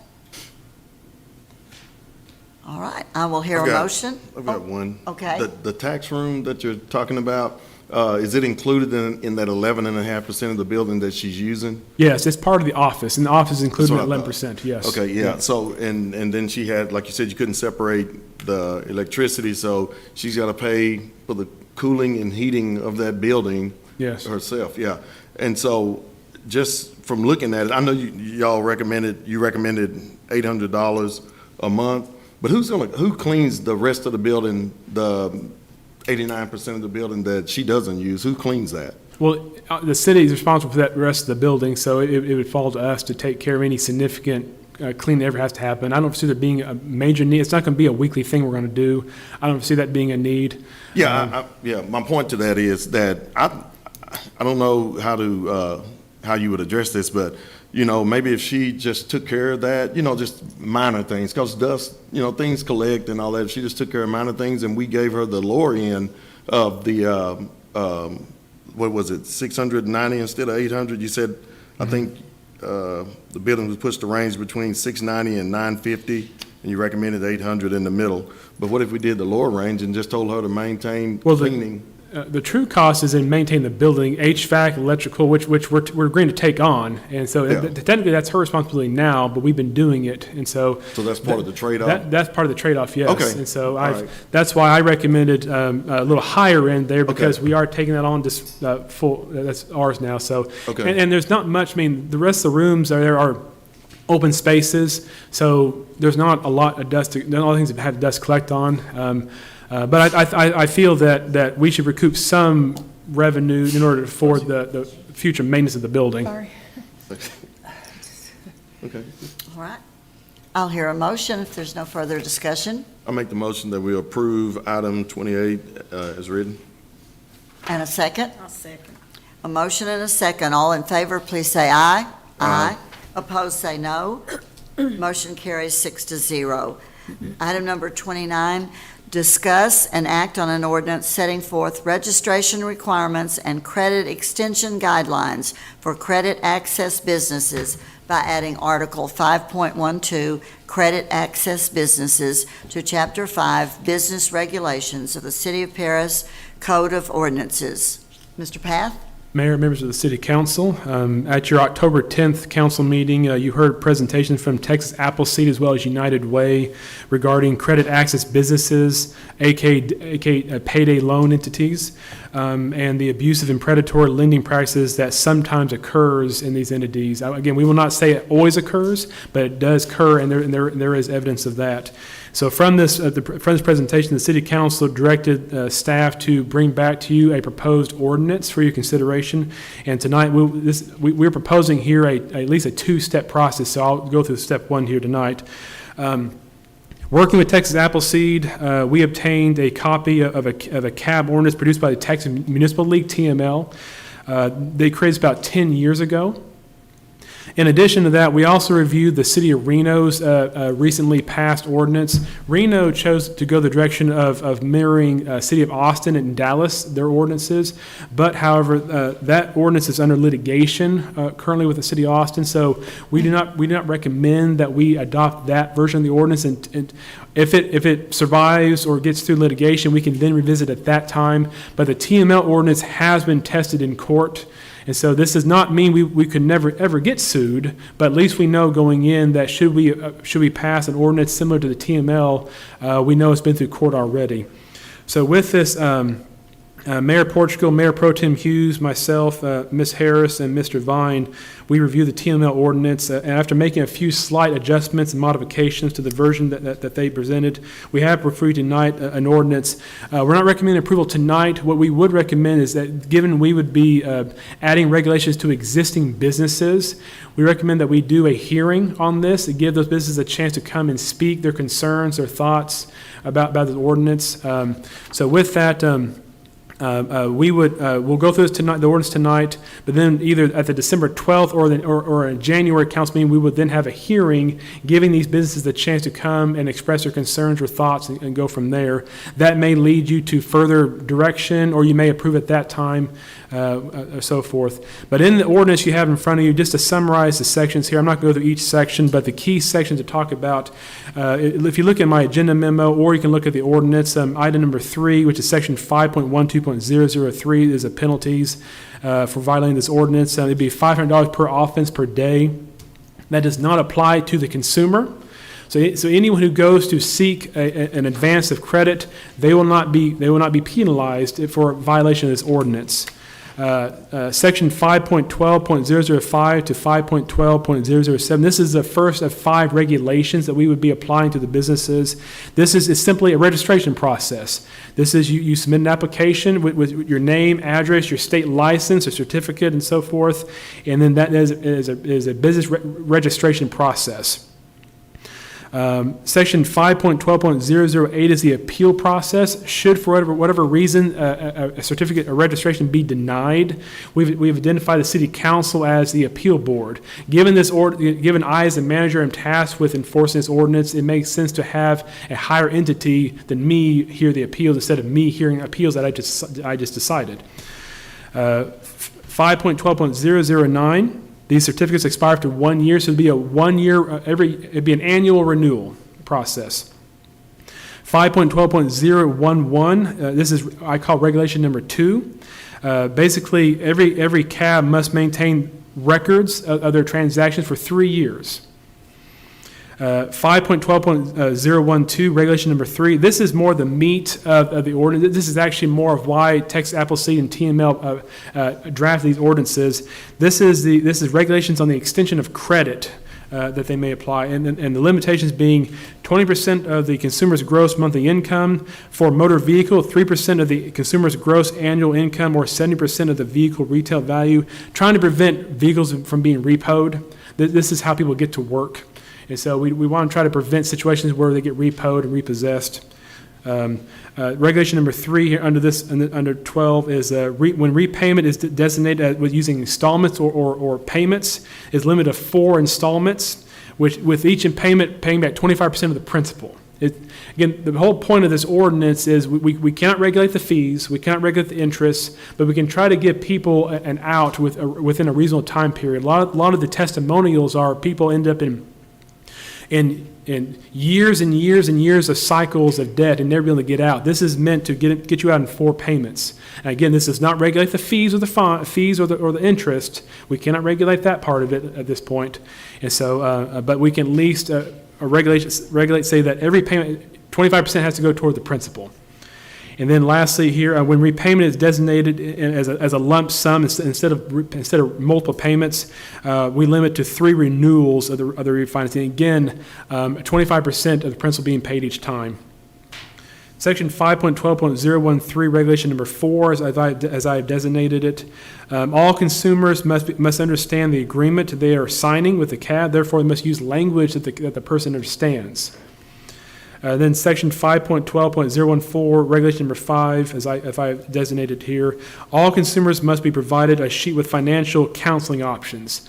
There are entities in the state that do provide educational resources, so if you do need help getting out of debt or how to manage your checkbook, there are resources out there, free resources out there that you can utilize. So it would be mandatory that these entities provide a sheet which we will provide to them that says these are who you can talk to or contact if you need help getting out of debt, need help with more advice, counseling, and so forth. So that would be a requirement as well. So with this, our recommendation tonight is to discuss this ordinance. We would welcome any input, any thoughts, guidance, edits you would have tonight. Assuming based on how that goes, we would then either finalize it in a draft form, and then we would do a public hearing either in December or January. We would then we would give notice to these known businesses directly so that they see this and encourage them to come at that meeting to provide thoughts or input, or they can come and see me and staff before then. So with that, I open up to any thoughts, questions, concerns, edits, anything you have. Kind of a refresher of when we had this discussion with United Way and Texas Appleseed. None of these businesses are locally owned. Most are even out-of-state owned. Most do not employ more than 2 or 3 people. We're not trying to put them out of business, but it's to protect the people that feel like they don't have any place else to go for a loan. But that will still leave a number of our locally owned loan businesses that don't charge 600%. Atrocities like that. Any questions or observation for the staff? Will this be advertised for all citizens in a particular area, maybe on the website or anything like that? Well, we would do a standard public hearing notice. We do plan to give the cabs a direct notice. Obviously, this is regulating them particularly, so I feel it's appropriate and fair that we give the businesses a direct notice of this public hearing. We put it on our website. We can consider all options too, as well, to put more word out there. Questions or comments? Well, this is very thorough, I think. Nice job, very thorough, very thoughtful, and I think it's well needed. It's initiating a conversation about alternatives. that hopefully some folks will take advantage of. Okay. Staff, is that the direction you need? I do, yeah, thank you. Okay, thank you. Item number 30, reconsider, discuss, and possibly act on the refinement of the City of Paris's policy on the demolition of homes as related to the 5 and 5 Neighborhood Revitalization Program. Councilmember Savage requested that the council reconsider this item, so I'll turn this over to him. Yes, thank you, Mayor. I had this added back to the agenda. It's from our previous meeting where we passed to put demoed houses as a priority in the 5 and 5, if I'm saying that right. And just want to say that I have talked to Councilwoman Knox about this a couple of times, and in no way are we not working together on this. It's just that we have a difference in opinion, just like the whole city has a difference in opinion. You can see that from the elections that we just had. But I wanted to put back on here just to discuss it a little more.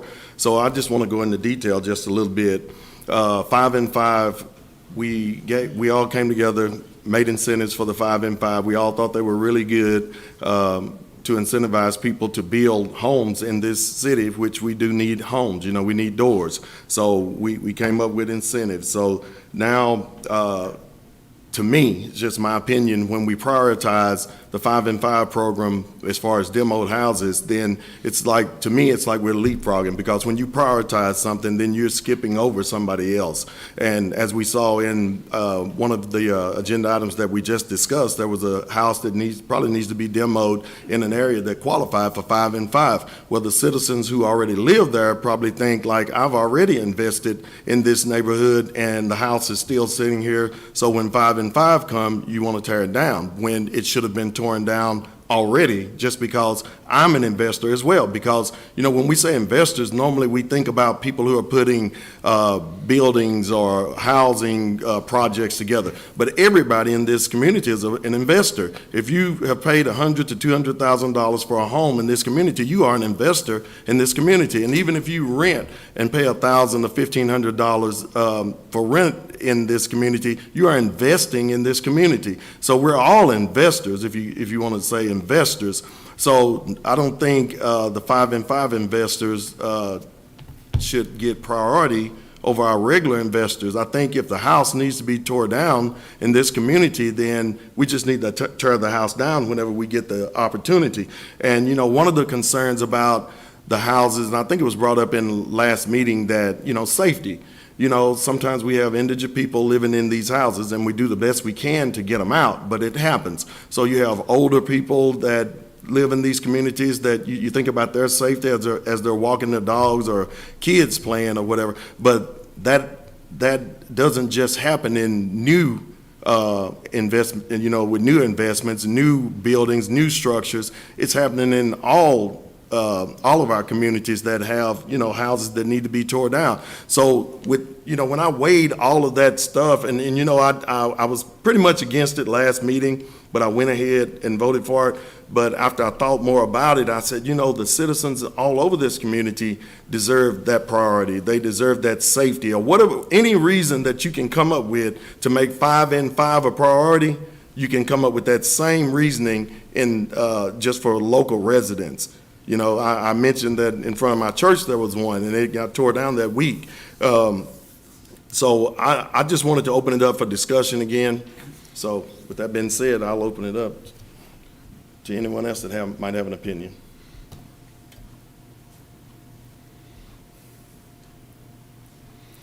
You want me to restate my opinion? Nobody want to say anything? As Mr. Savage alluded to, we have talked about this a couple times on the phone. And he was very gracious when he called me and told me that he was struggling with it. And I knew he was, because at the council meeting. And, but, you know, he still struggles with it. And we have agreed to disagree about our view on this. Our city's just, it's disintegrating. It's disintegrating right before our eyes. And, you know, I thought this 5 and 5 program was very unique, out of the box thinking kind of thing. And I still do. I just think that, I don't know, we got to do something. We got to do something drastic, and I thought this would be something that would support the 5 and 5 program and kind of help get our community cleaned up. We did get to see a list of houses, the list that the properties are on. Not all of them are on there. I thought that was quite interesting. I looked down the list and could not find both of these particular houses that initiated this conversation were not on that list. I was told they were on the list. They'll be torn down. They're on the list. Well, no, they're not. One of them is, but the other one isn't. So I don't know. I'm in a quandary. I still support anything to get our neighborhoods from rotting turned around. And this may seem drastic, but so is rotting our neighborhoods. We're spending a lot of money developing downtown and developing, neighborhoods and things, and it's almost as if the rot is taking over and moving faster than our developing is. I just don't understand it. I just don't understand it. And if anybody can help me, I would certainly appreciate it. But Mr. Savage and I did speak about getting together and working on creative ways to not kill this, but also work on trying to get more houses torn down. And the people that have concerns that are, quote, before the homes that are going to be developed in neighborhoods that are going to be developed. We talked about that and hoping that we could come up with a solution without killing something else. I don't know if that can be done. I just don't know. Now, let me just clarify my opinion on that. I do want to kill this motion, or this, not a motion, but whatever you want to, the ruling that we voted on, policy that we voted on last week. I do want to kill it, but I do want to work with you and the staff and see if we could develop a way to go about it where it's fair to everybody, because we're talking about new, and it's the same thing with bringing industry in. We talk about new, but I'm big on retention of what we do have. So the neighborhoods, and I agree that something needs to be done, but not only with the new, but with the neighborhoods that we already have, the people who are already investing a couple $100,000 in houses. So that we need to help them as well. And these people who already have houses, everybody on this council, we have homes as well. There's no incentives for us. There's no incentive. So I think the incentive, as far as tearing down dilapidated houses, burned houses, the incentive needs to go to us. The priority needs to go to us, not priority to new structures. I think it needs to be a fair and balanced process and not a priority process. I don't think any neighborhood should get priority over others. We do have priority. We have burned structures that's already listed, and then on major thoroughfares. They are already the priority. But I think as far as anything else, it should just be a fair process. We should see a list. I think y'all are working on a more updated list for us to be able to look at and examine. So hopefully when we get that, we'll see that. But I just don't think it needs 5 and 5. We've already incentivized it really good. So I don't think we need to make it a priority as far as tearing down structures for the 5 and 5 project. I think we need to leave it the way it is and just make sure we're getting it done. Can I ask you a question, Mr. Mack, about the 5 and 5? How many current 5 and 5 projects are in the works where they're actually clearing the property and starting to build? I'm not prepared with the total number, but, roughly a half dozen we've already approved. I've got, I have at least another 2 or 3 ready to move forward as soon as they decide to move forward. One of the things, again, that affects the ability to move forward is the ability to obtain title insurance. And then there is a waiting period from the title companies on foreclosure properties. And so That's why part of this is not a quick fix. It's as we discussed early when adopted, it's more of a long-term commitment to upgrading the community. Mayor, if I could, Councilmember Savage, Councilmember Knox, wanted to do two things, is give you. Can I finish my thought Oh, sure. before you address that? Is it fair to say 6 to 10, 5 and 5 currently? And we know it's long-term, but 5 or 6. 5 or 6, okay. But my point is, does every one of those in their block where those projects are going to be, do they have homes that need to, or structures that need to be demolished? Some do, some don't. Some do and some don't. So I don't think we're looking, Mr. Savage, at a huge number that would leapfrog over, if that makes sense. And the other part of our concern is the lack of speed with which structures are being demolished. And I think, I can't speak for the whole council, but I know there's a lot of frustration over that, especially when we see the list and there are structures from 2018 that still have not been demolished. But maybe we need a better way to prioritize. And if you're, say, in a month, I would hope you're demolishing 8 or 10 with the added budget we've given, with the added equipment that code enforcement has, as well as communicating better with Sanitation Solutions, that when they are sent 4 or 5 properties, we want that done as quickly as possible. Then I don't feel like it's going to have that much impact on structures that we will leapfrog over. Well, let me just say this straight. So as in one of the items that we just discussed, so if I'm living in a neighborhood and this house has been here for 2 or 3 years, sitting here needing to be tore down, and then when somebody comes up with new construction, you come tear this house down because of new construction, I don't see how you could not say that that's not leapfrogging.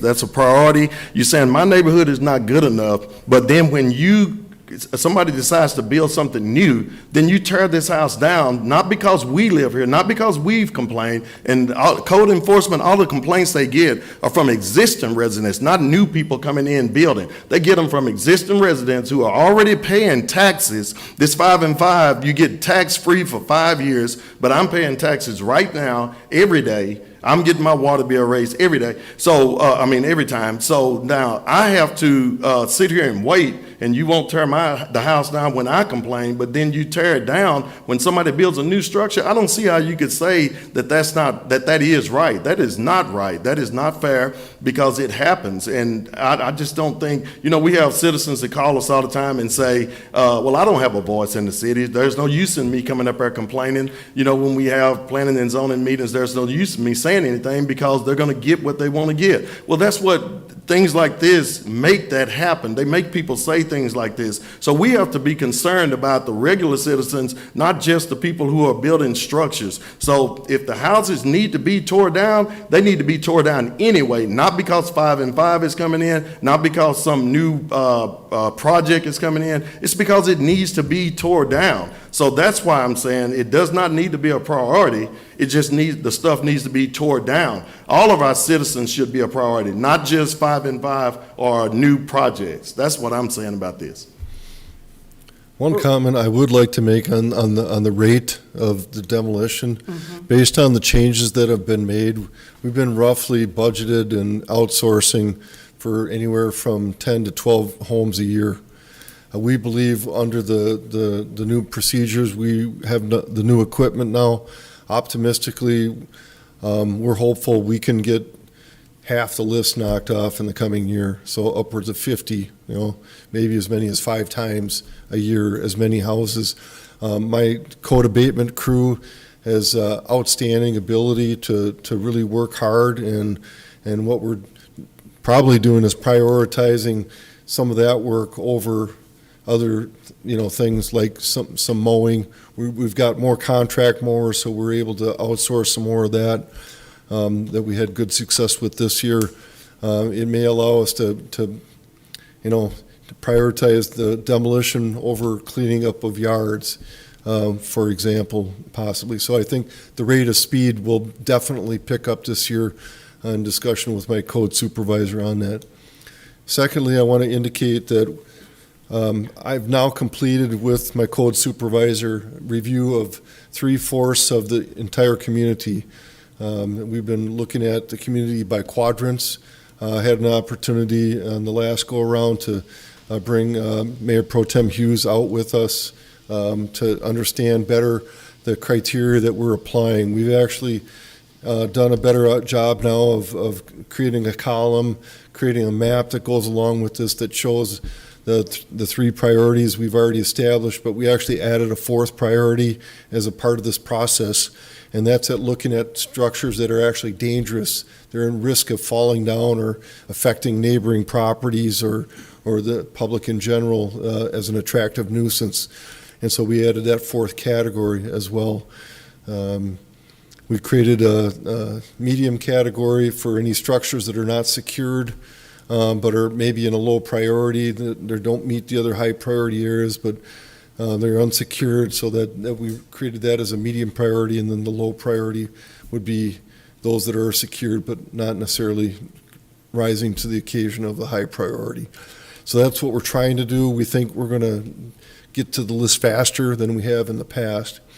Secondly, I want to comment on the policy with regard to upgrade of existing structures, which the 5 and 5 program is not intended to address. From the outset, we said that this would be to encourage infill, redevelopment, and replacement of demolished structures, and we think we're going to have long-term success there.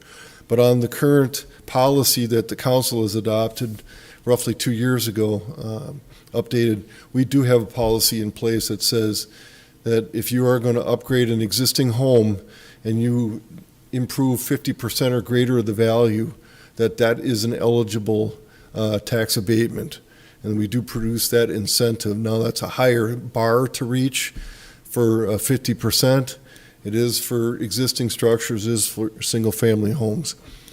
So we do currently have that in place. If there is that interest in that citizen that is already investing in our community and they want to pursue that, they need to contact me in my office and we'll get them started right away. I think there's some misunderstanding. I'm wondering what you're talking about the existing structures. We do. It's an adopted policy by the city council. It applies citywide, not just in the... We're not talking about that today. That's not what we're talking about. I'm wondering if somebody brought that up for you to address that. I thought I heard you talking about the existing... People that live in existing communities, their communities. I wasn't talking about, getting anything for their structures. I was talking about tearing down the houses in their community, not just, we're 5 and 5, making 5 and 5 a priority. That's what I was talking about. It wasn't about getting anything for, their existing structures. That wasn't the conversation. My apologies. I misunderstood that. I have a question. Well, when we did 5 on 5, whenever you put the map together, y'all did the study on it and everything, what was the map developed? What were the basis of the 5 on 5 map, that area where 5 on 5 lots were within that vicinity? It took in the majority of the eligible tax foreclosure parcels based upon the initial map of 300 that were identified on that map. And so the boundaries are roughly 50 blocks wide from about 20th East over to somewhere just shy of 30th Street West, and then it's about 40 blocks north and south. And it picks up the majority of those eligible tax parcels. And so those are the parcels that were brought back by the city because of delinquent taxes. They're currently eligible. They have not gone tax forfeit through the process yet. We're using that list of inventory for interested parties to pursue the 5 and 5, to put that on a pre-application list, of which we've got in the neighborhood of about 150 right now out of the initial 300 list, so just about half. What was the original, remind me on the original vision of the 5 on 5, the vision was to revitalize, from what I remember, to promote new construction or revitalization of dilapidated communities or dilapidated neighborhoods that are in need of pretty disrepair, right? And again, as an effort to help replace some of the housing stock and housing units that were eliminated through demolition of nearly 1,000 homes over 2 decades. Also, where we have existing infrastructure, streets, water, sewer facilities already in place to serve new construction without expense of adding new extensions. Remind me on which area that was exactly, kind of the map over there. Remind me which district majority of the 5-on-5 qualifies in. I can actually just bring the map up quickly here.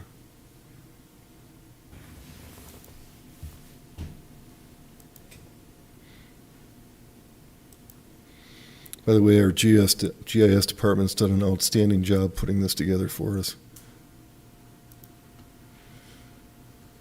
So the turquoise is the established boundary.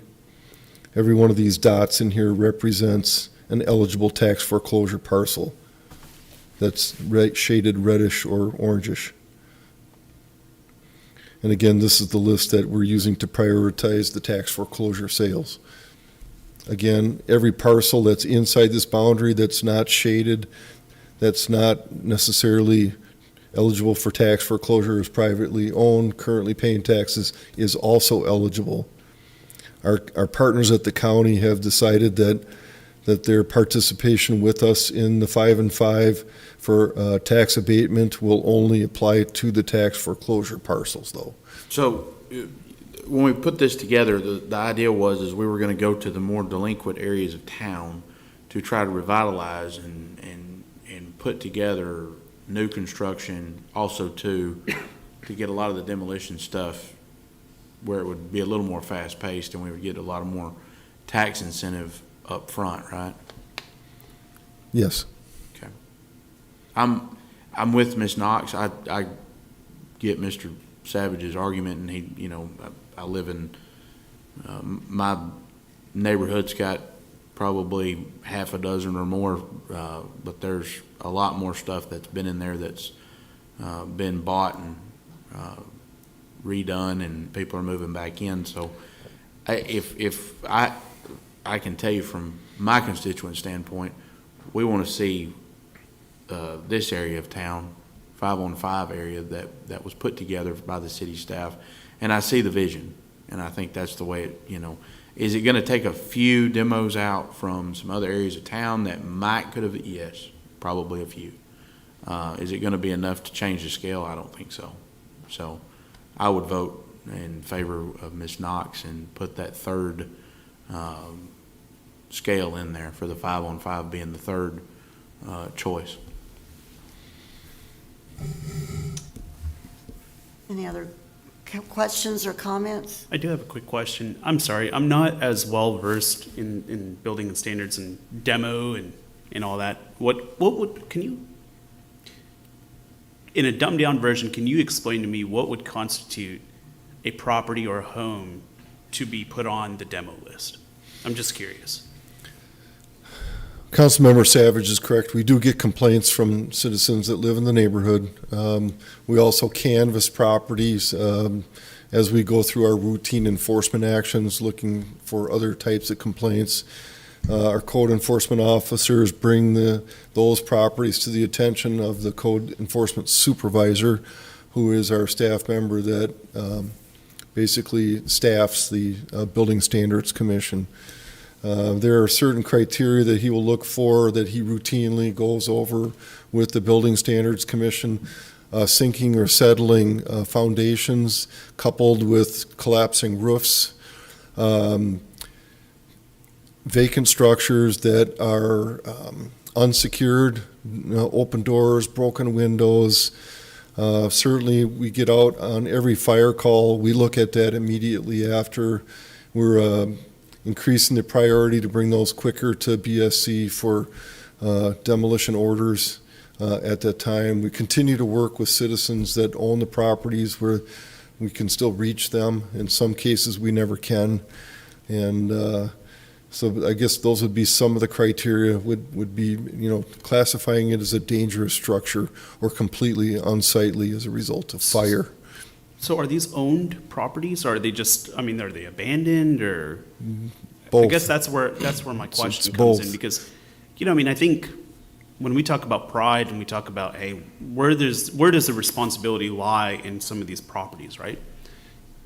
At the end of the day, how I look at it is, look, if I've got a piece of property, I've got to take care of that. Now, for whatever reason, I know that throughout lineage and throughout, ancestry, people pass down their property, or their family might not even know that they own that property due to death or what have you. So I get that.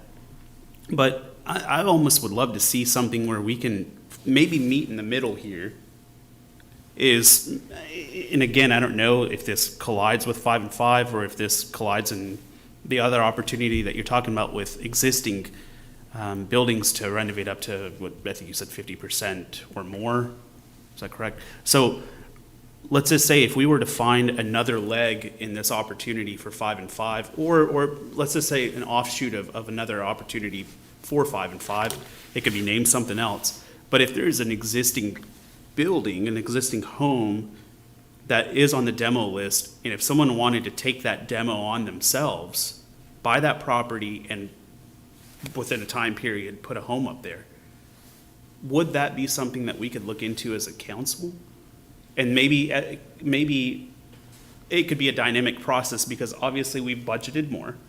We've put in more time and effort in equipment and bodies to help kind of chop down that list. Obviously, it's going to grow, but you're also, taking away those homes and mission accomplished, great. But if you have a program that someone says, you know what, this is a great piece of property, but my gosh, there's a safety hazard here, right? There's absolutely a hazard with this dilapidated building or this abandoned home. Is there something that we can do to incentivize people to go and purchase these demoed lots, or to these potentially lots to be demoed and build a new structure, or rehab that? Is there something that we have in the works for that, or do we have something on the table for that? We do occasionally work with interested parties that do that, but feedback I got through this process from out of town, another community to our south, they were trying to incentivize, but encouraging the builders to want to come in, get the lot for free or $1 like we're doing, but then ask them to be responsible for the demolition. Exactly, my And, point. and, Exactly. and that turned them off. That was a liability they viewed in their perspective to offset the other incentives. So obviously, the city of Paris has been very proactive in its demolition and putting, tax dollars behind trying to improve the community and make it safer. And so that's why this program seemed to work. So the answer is yes, it would be great. And yes, if they wanted to fix it up instead of demolish it, great. Normally, when BSC puts orders on it, it's pretty well beyond the stage of any hope. I got you. And due to some poor construction practices in the past in the community, that's why they're dilapidating and foundations settling and so forth. Thank you. While it may be challenging to get developers to tear down houses, the city council has on a few occasions forgiven liens on properties. We've done that, I know since I've been here a few times, that people who have come and bought properties after we've tore it down, put a lien, and the council has agreed to waive some of those expenses on a few occasions. We don't want to just hand that out left and right. We want to make sure that it's worth it, but that is an option the council has available to it from time to time. But typically, that's after we've already torn it down ourselves. What I'm honestly hoping we can do is come back sometime once we complete the analysis of the entire community, be able to show you a list, show you the map, identify, what percentage are high priorities, what are mediums, what are lows, take you again through the rationale, talk you through more specifics as to how we get these, on the BSC list in the first place. So that's my intent, is to come back, if not in December, sometime after the first of the year, and bring that back as a presentation for you. Yeah, I'd like to see that list. I'd be interested in it because I don't see how y'all keep up with it without a list, but I'd like to see it. Any further questions or comments? Well, I'll just say that I'll agree to disagree. I think the consensus is to keep it the way it is, so we'll just do that. Okay, do I not take a vote then? It's a possibility. Only if somebody wants to make a motion. Okay. I'll hear a motion? No. No, okay. Thank you. Item number 31 is to convene into executive session. I'm going to call a 10-minute recess before we do that. And we will then, pursuant to Section 551.074 of the Texas Government Code, to deliberate the appointment, employment, evaluation, reassignment, duties, discipline, or dismissal of a public officer or employee as follows. Annual evaluation of the municipal judge. So at 7:40, we will convene into executive session.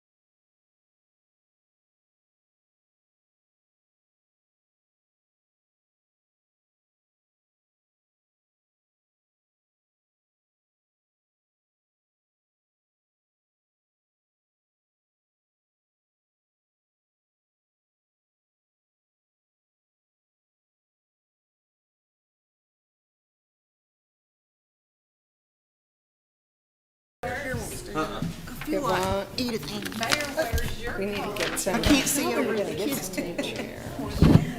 These were not good chairs. No, but I should have. My kids should have. No, we should have. The time is 8 p.m. and the city council is in open session. There's no action to be taken at this time. Item number 33, consider and approve future events for city council and/or city staff pursuant to resolution number 2004-081. Next meeting's the 14th, is that correct? Yes. 12th. December 12th, yes. And it's the only one of the month. I just had one thing. I don't know who gave this to me, but thank you. That's really kind. And I will say just one thing. Thanksgiving's coming up, and it's an honor to be able to serve with all of you. And I think we're all thankful, and just appreciate everyone. And two things. This coming Saturday is the Christmas tree lighting. There's festivities from 4 to 8, I believe. And Saturday, November 26th is Small Business Saturday. So support our local vendors. I think the parade's December 3rd. Yes? Yes. All right. I'll hear a motion and a second to adjourn. All in favor, say aye. Aye. Motion carries. Thank you, staff, for spending the evening with us.